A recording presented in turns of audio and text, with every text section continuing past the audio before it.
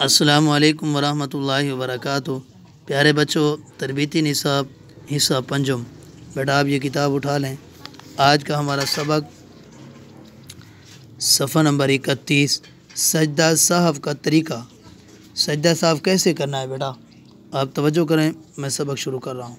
بسم اللہ الرحمن الرحیم۔ سجدہ سہو کب ہوتا ہے بیٹا؟ آخری قعدہ میں تشہد پڑھنے کے بعد دائیں طرف سلام پھیریں اور 2 سجدے کر لیں، پھر بیٹھ کر تشہد، درود شریف اور دعا پڑھ کر دونوں طرف سلام پھیر کر نماز ختم کریں۔ اگر کسی نے بھول کر دونوں طرف سلام پھیر لیا، پھر سجدہ سہو یاد آیا تو اگر کسی سے بات نہ کی ہو اور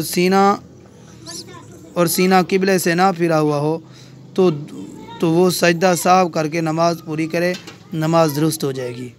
ٹھیک ہے بیٹا، لیکن اس کی زیادہ دیر نہ بیٹھا ہو۔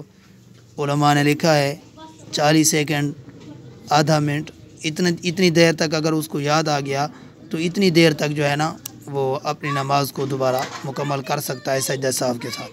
ٹھیک ہے بیٹا، آپ نے اس کو ذہن میں رکھنا ہے کہ سجدہ سہو کس کو کہتے ہیں۔ جزاک اللہ، اللہ حافظ، السلام علیکم ورحمۃ اللہ وبرکاتہ۔